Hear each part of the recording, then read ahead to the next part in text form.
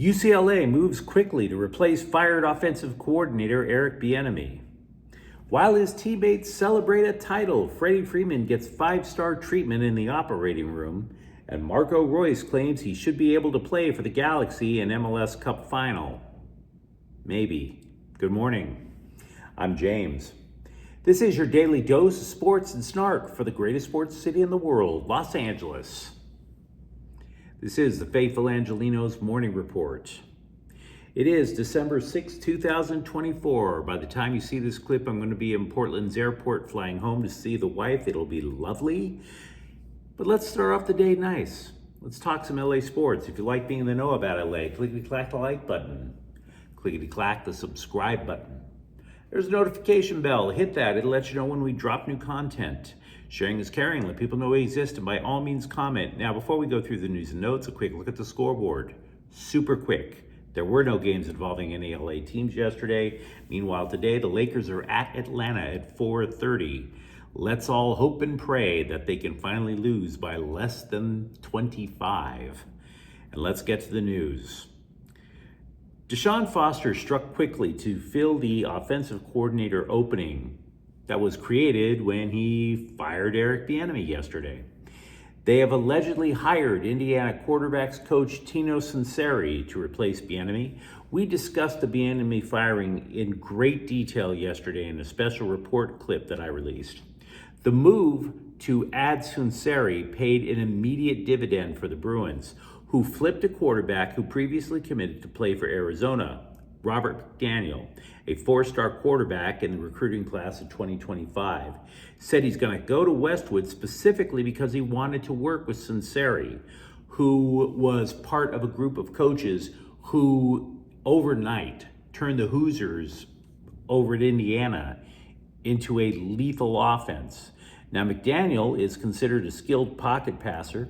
It's still expected to be a bit of a culture shock if you watched a lot of Bruins football.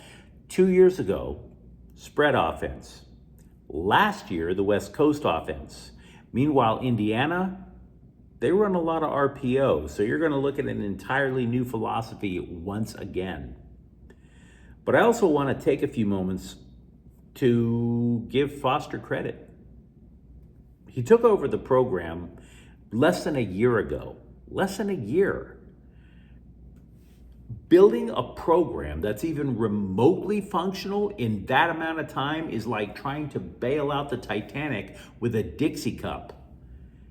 And to be frank, I wasn't particularly sanguine about the Bieniemy hire, but when you remove your biases, you can at least understand the logic of what Foster was trying to do. Experienced coordinator, both running backs, so obviously they had a vision of establishing the run. You could sell recruits on playing for a former NFL coordinator, particularly one who coached Patrick Mahomes.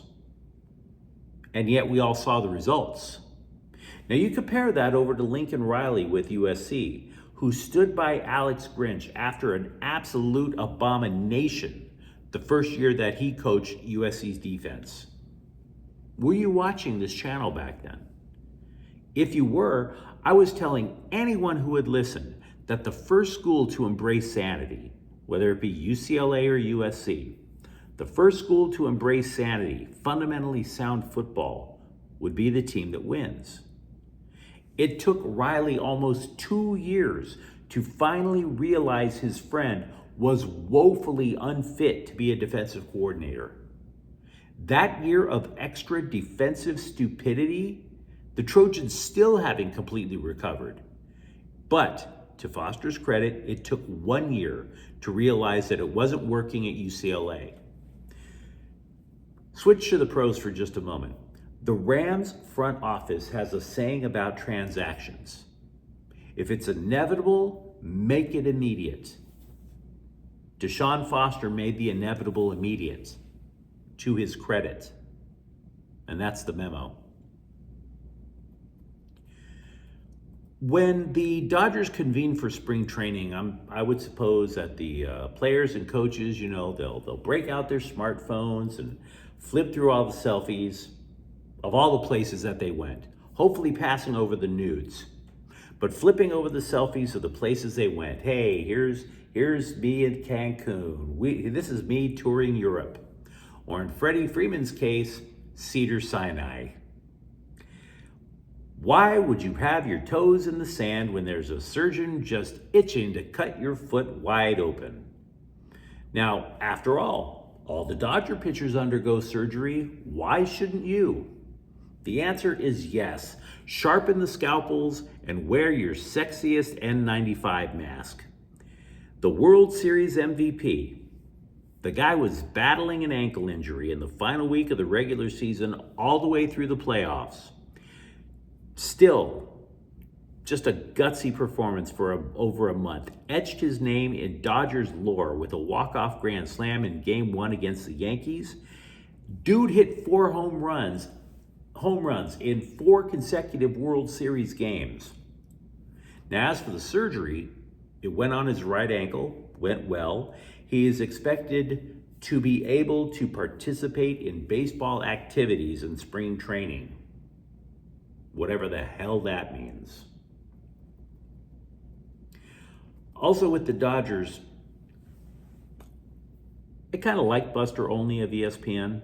I think he's still with ESPN. You never know with the layoffs in the media industry. But when Buster Olney says that there is widespread industry belief that Japanese pitcher Roki Sasaki most likely wants to pitch for the Dodgers, there's just too many finger quotes in there for me to take that report seriously. Right? Can you get more vague than that, Buster? I mean, that's literally about as reliable as saying, oh, ESPN is reporting that a dozen general managers flipped a coin a dozen times each, and more often than not, it came up tails, which means he's a Dodger. What kind of reporting is that? Give me something solid to work with.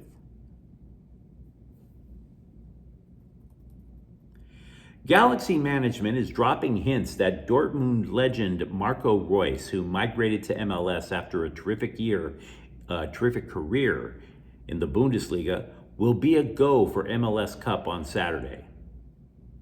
Dropping hints. Teasing. Said Reus, quote, I'm not sure, but it's still 48 hours, so like I said at the beginning, I'm really confident that I will be there. If not, life is like this, unquote. Now, the midfielder, who would definitely give the Galaxy some needed skill with Ricky Puig out, said he had been training with the team this week to see if his groin is a go. And I think as the years go by, we all hope our groins are a go. Am I right? I asked people earlier this week who they thought should start in the place of Puig. I was advocating for Diego Fagundes, but the LA Times made a great point. Fagundes hasn't played more than 17 minutes in a match in 3 months. That's a big ask. Now, if it matters, even the scribes aren't certain who's going to replace Puig. CBS predicted it's going to be Mark Delgado, who doesn't have the playmaking skill of Puig or Reus, but has the athleticism to go for 90 minutes. So there's that. Angel City FC has fired general manager Angelo Magano in arguably the first big positive move for the franchise since Disney CEO Bob Iger bought the team and claimed his wife talked him into it. Assistant GM Matt Wade will run the show until a replacement is found. She's been with the club since before they played their first match, and let's be real, what the hell do they have to show for it? We always try to tell the truth here on this channel, and the truth is Angel City stinks. They've won just 7 matches last year. They scored the second fewest goals in the league. Their goal differential was -18. They were atrocious. No matter how much you try to spin it, you can't. That's terrifyingly bad. 1 playoff appearance in the 3 seasons that the team has been in existence, which, by the way, they were bounced in the first round. And oh, by the way, let's not forget, they were sanctioned last season because they broke the salary cap. Somebody had to go, and the right call was firing the general manager. USC has added 3 wide receivers in their draft class. We mentioned that before. The reason I bring it up again is because as a result, you would expect some of the fellas already at Heritage Hall would kind of nudge their way out the door, because let's be real, those wide receivers let down Miller Moss big time. So Kyron Hudson is leaving USC for the transfer portal. He's a junior who caught 38 passes for 462 yards, 3 touchdowns.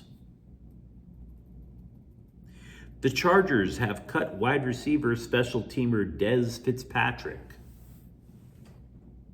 Oh well. I think we'd all agree he's really not the problem with the pass offense, but I do have an alarming little stat to share with you. Over the past 2 games, Justin Herbert has seen the highest rate of man coverage in the league. According to True Media, it's man coverage 45.5% of the time. The Ravens played more than half of their defensive snaps in man coverage. Now, why does this matter? In simplest terms, when you play nothing but man coverage, you're sending a message that there is no pressing need to confuse Justin Herbert. Other teams think that their men will not get outfoxed or lost against the Chargers receivers. Moreover, if you play zone, you're involving pretty much everybody who's not involved in the defensive line.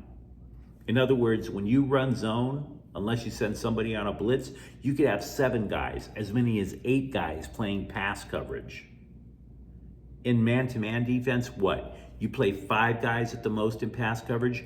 You could do a lot of extra things with those extra couple of guys. You could blitz. You could block passes. You could defend the run better. The point being is that the lack of quality in the Chargers receiving room has impact across the rest of the offense. Defenses don't have to outthink the Chargers when the offense is on the field. That's a problem. The Athletic is also reporting something we could have assumed, but was not made official. Rookie Bo Limmer, a 6th-round pick, has won the starting center job for the LA Rams. Maybe that would mean some stability at last. Did you know that Matthew Stafford has taken snaps from 4 centers in the past calendar year?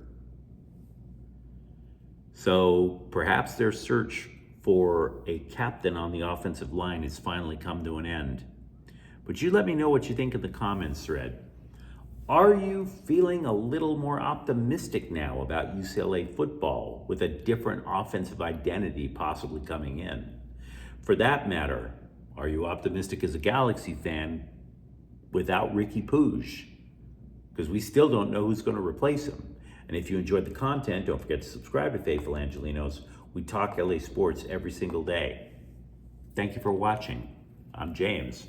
We'll be back tomorrow. Faithful Angelenos is a Quian Cortel Queso production. Take care.